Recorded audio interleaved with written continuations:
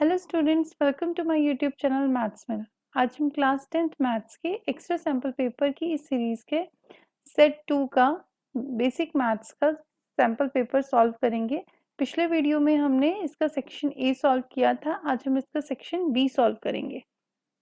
सो seventh question, section B का जो first question है, that is the first and the last term of AP are 17 and 350 respectively.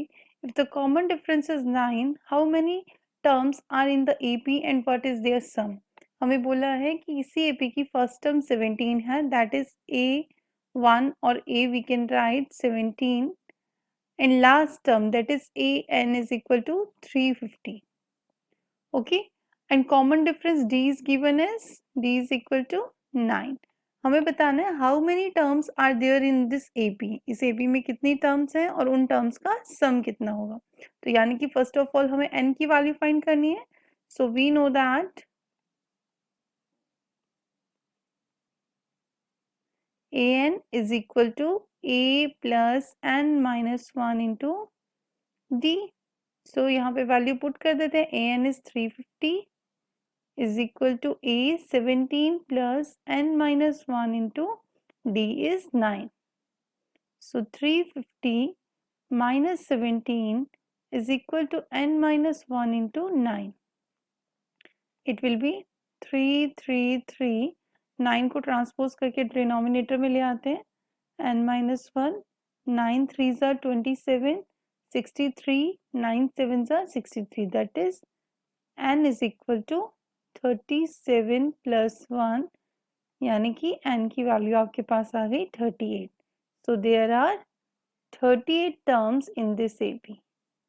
Okay, so we can write there are 38 terms in this AP. अब हमें बोला है इन सभी terms का sum बताना है। So S N is equal to n upon 2 first term plus last term. Okay, so S N यानी कि S38 is equal to 38 upon 2, first term is 17 and last term is 350. हमारे पास Sn का एक और formula भी होता है जो कि है Sn is equal to n by 2 into 2a plus n minus 1 into d. वो फॉर्मूला आप तब लगाते हैं जब आपको लास्ट टर्म नहीं पता हो। यहाँ पे फर्स्ट और लास्ट टर्म पता है तो हम डायरेक्ट ये फॉर्मूला भी अप्लाई कर सकते हैं। कैंसिल कर लेते हैं 2 से 38 को 19 times, that is 19 into 350 plus 17, this is 367, and on multiplication we get 6973. so S38 38 terms का सम आ गया आपके पास 6973. okay, now next question, the sum of the squares of two consecutive natural number is 313, find the numbers. इस question में हमें बोला गया है कि दो नंबर्स हैं जो कि कंसेक्यूटिव नेचुरल नंबर्स हैं, उनके स्क्वायर्स का सम 313 होता है, तो नंबर्स फाइंड करने हैं। ठीक है, हम मान लेते हैं let the first number be x. So second number क्या होगा, बिकॉज कंसेक्यूटिव नंबर है तो हो जाएगा x plus 1. So according to question we can write इन दोनों के स्क्वायर्स का sum x square and x plus 1 का होल स्क्वायर, और इन दोनों का सम करें तो हमारे पास आता है 313. So we can write x square plus, यहाँ पे हम क्या अप्लाई कर सकते हैं, a plus b whole square. This is equal to a square plus b square plus 2ab. सो we can write x square plus b square, 1 का square 1, 2ab means 2 into x into 1, that is 2x आ जाएगा is equal to 313. So x square plus x square 2x square plus 2 into x into 1 2x plus 1 minus 313 is equal to 0. This implies 2x square plus 2x minus 312 is equal to 0. Okay, so dividing throughout by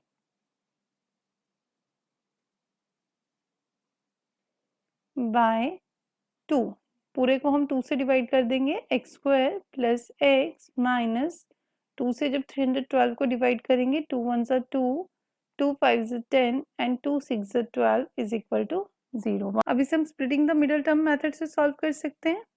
ठीक है, तो middle term आपकी 1x है। 1x को कैसे break करेंगे कि multiply करके 156 आना चाहिए और माइनस करके 1 आना चाहिए।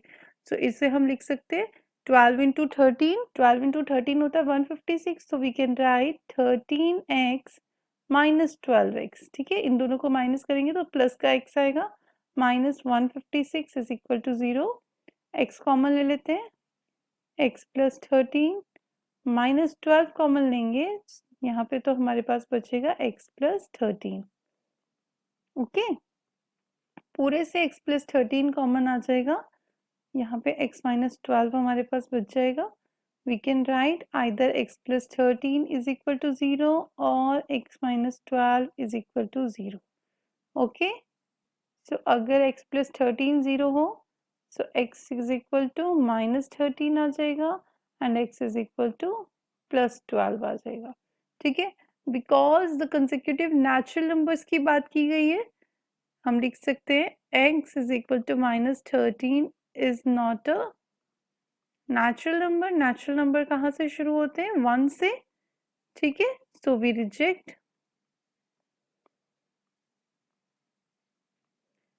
x is equal to minus 13. This implies x is equal to 12. So first number आपके पास आ गया x is equal to 12 and second number आपके पास आएगा x plus 1 that is 12 plus 1 which is equal to 13. तो ये दोनों आपके पास नेचुरल नंबर्स आ गए। Okay, सबको समझ आ गया होगा। Now the next question, question number 9. Two men are on opposite sides of a tower. The measures of the angles of elevation of the top of the tower is 30 degree and 45 degree respectively. आपको बोला है कि इस तरह से आपके पास एक tower है और दो आदमी इस टावर के दोनों तरफ खड़े हैं। ठीक है, और एक तरफ एंगल बनता है 30 डिग्री और दूसरी तरफ 45 डिग्री, इस तरह से। ठीक है, मान लेते हैं ये एंगल आपके पास है 30 डिग्री और ये एंगल है 45 degree. Let us take this tower as AB and the position of two men are C and D respectively. If the height of the tower is 50 meter, ये height आपको 50 metre दी है, तो हमें बताना है find the distance between the two men. Okay, और साथ ही हमें दिए ignore the height of the man, कि मैन की हाइट को हम इग्नोर कर सकते हैं, तो हमें डिस्टेंस बिटवीन टू मैन निकालना है, यानी कि CD फाइंड करना है। सो वी कैन राइट, सबसे पहले हम लिख सकते हैं let AB be the tower and C and D are the positions of two men.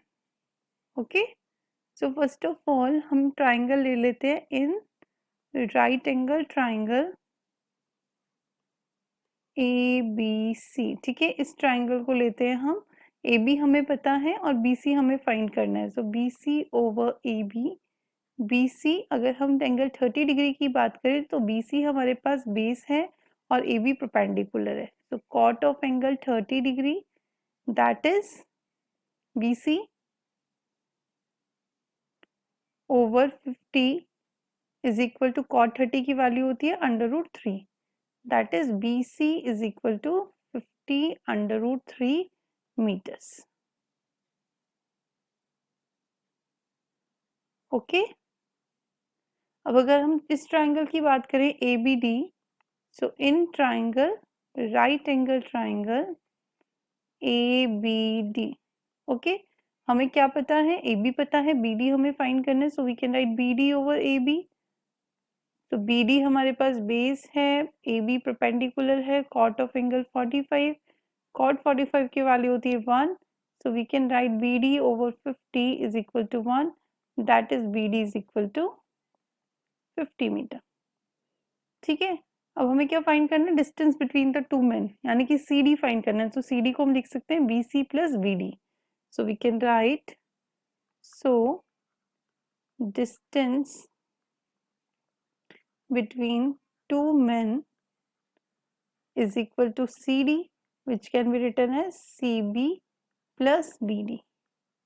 CB हमने फाइंड किया था 50 अंडर रूट 3 प्लस BD हमने फाइंड किया 50।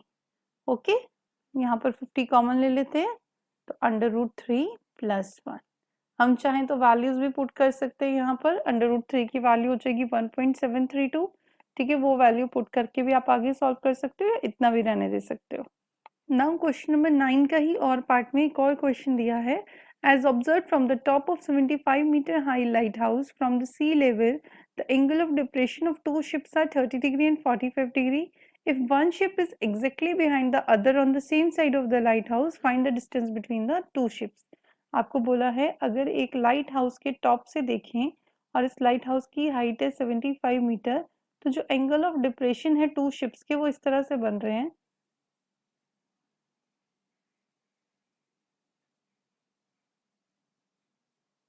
ठीक है, मान लेते हैं शिप जो है C और D पॉइंट पर है, तो ये वाला जो एंगल ऑफ डिप्रेशन है ये है 30 डिग्री और ये पूरा एंगल है 45 डिग्री।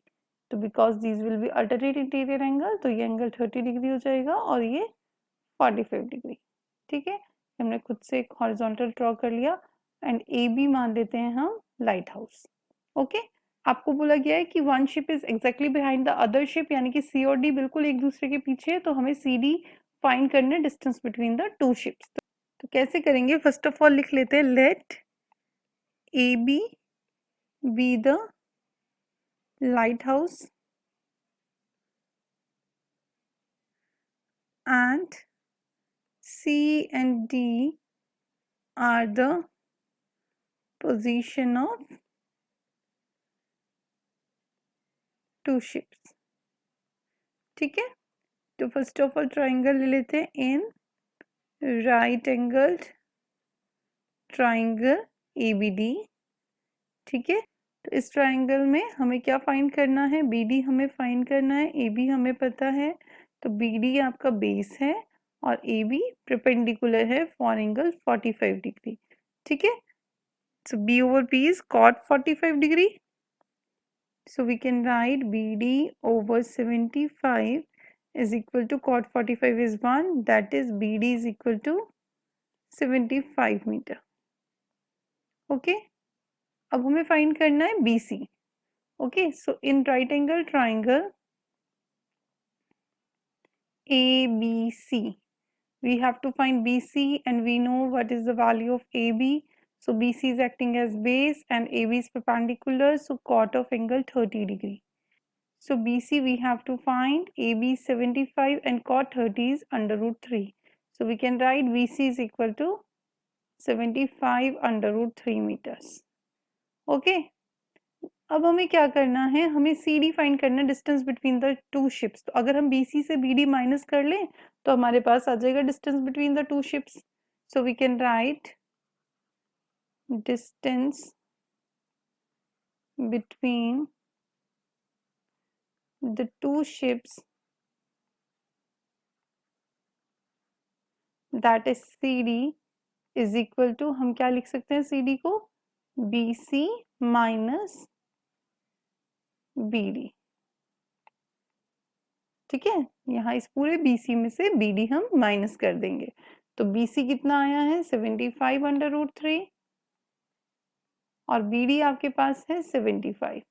75 कॉमन ले लेते हैं, आपके पास बच जाएगा अंडर रूट 3 माइनस 1।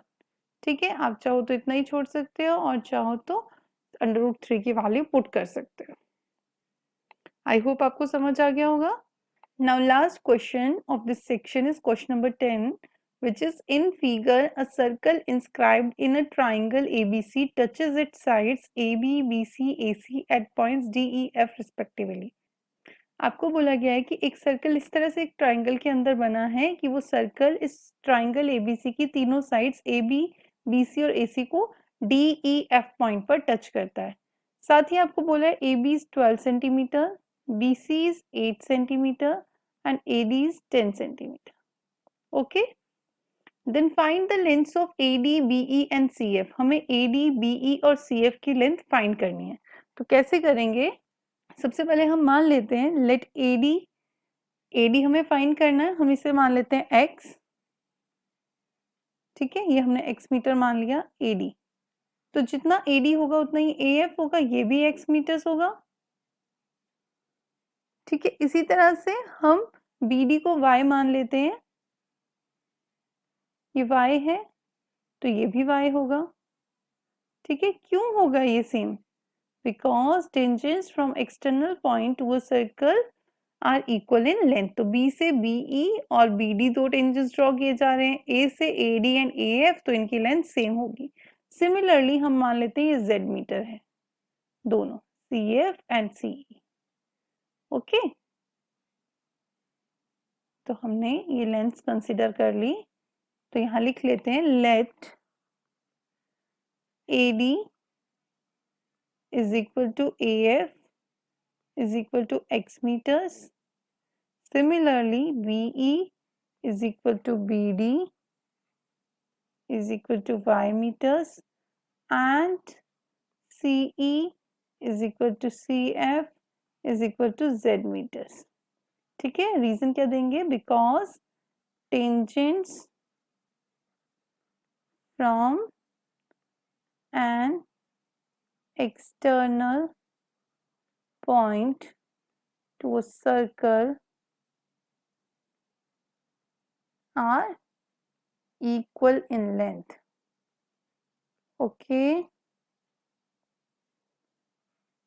So, अब हम क्या कर सकते हैं? हम सबसे पहले इसका पैरामीटर निकाल लेते हैं।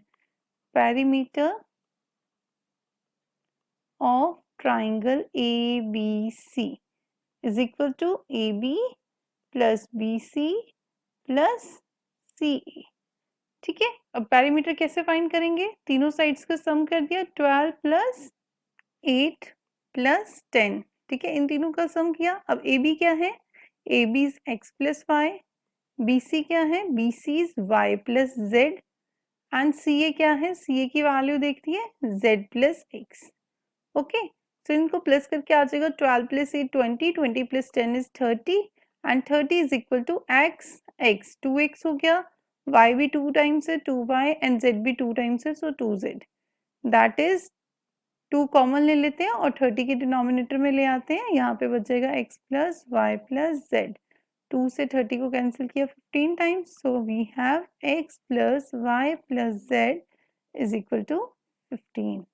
Name it as equation number 1। अभी तक हमने सिर्फ ये x y z कंसिडर किया है और पैरामीटर फाइंड कर लिया। अब हम यहाँ से लिख सकते हैं, वी नो दैट AB कितना है 12, so we can write x plus y is equal to 12, y plus z कितना है 8 एंड z प्लस x कितना है 10। Name it as equation 2, 3 and 4। अब हम क्या करेंगे, x प्लस वाई 12 हम इक्वेशन 1 में पुट कर देंगे, so we can write put x plus y is equal to 12 in equation 1। तो इक्वेशन 1 आपके पास थी x plus y plus z is equal to 15, so we can write 12 plus z is equal to 15, so z is equal to 15 minus 12, that is z is equal to 3। ठीक है, ये z की value आ गई। अब हमें क्या find करना है? बाकी x एंड y। तो हम क्या कर सकते हैं, we have y plus z is equal to 8, यहाँ पर z पुट कर देते हैं and z plus x is equal to 10, इसमें भी z की वैल्यू पुट कर देंगे। So from equation 3 we can write put z is equal to 3 in equation 3 and equation 4। so equation 3 आपके पास क्या थी? equation 3 implies y plus z is equal to 8, so we can write y plus z is equal to 8, that is y plus 3 is equal to 8, that is y is equal to 8 minus 3, this implies y is equal to 5। Okay, and equation 4 में क्या दिया हुआ था? Equation 4 implies z plus x is equal to 10, z plus x is equal to 10, that is 3 plus x is equal to 10, this implies x is equal to 10 minus 3, we can write x is equal to 7 centimeter। Okay, so we can write AD हमें find करना था, AD x था which is equal to 7 centimetre. ठीक है, BE हमने y माना था। ठीक है, यहाँ पे देखिए ADX, BEY and CF is Z। सो BEY था, y की वैल्यू 5 सेंटीमीटर and CF is Z which is equal to 3 centimetre. Okay, तो बहुत इजी क्वेश्चन है, कुछ भी डिफिकल्ट नहीं है, बस आप बार बार प्रैक्टिस कीजिए। ठीक है, बार बार प्रैक्टिस करने से ही आप इन क्वेश्चन को अच्छे से अटेम्प्ट कर पाएंगे और एग्जाम्स में आंसर्स आपके बड़ी क्विकली निकलेंगे। ठीक है, so thanks for watching the video. अगर आपको ये वीडियो पसंद आया हो तो आप इस वीडियो को लाइक कीजिए, शेयर कीजिए और मेरे चैनल को सब्सक्राइब कीजिए। साथ ही बेल आइकन प्रेस करना ना भूलें ताकि जब भी मैं कोई नया वीडियो अपलोड करूं तो आपको उसकी नोटिफिकेशन मिल जाए। तो मिलते हैं अगले वीडियो के साथ जिसमें हम इसी सैम्पल पेपर का सेक्शन C सॉल्व करेंगे। तब तक बाय स्टूडेंट्स।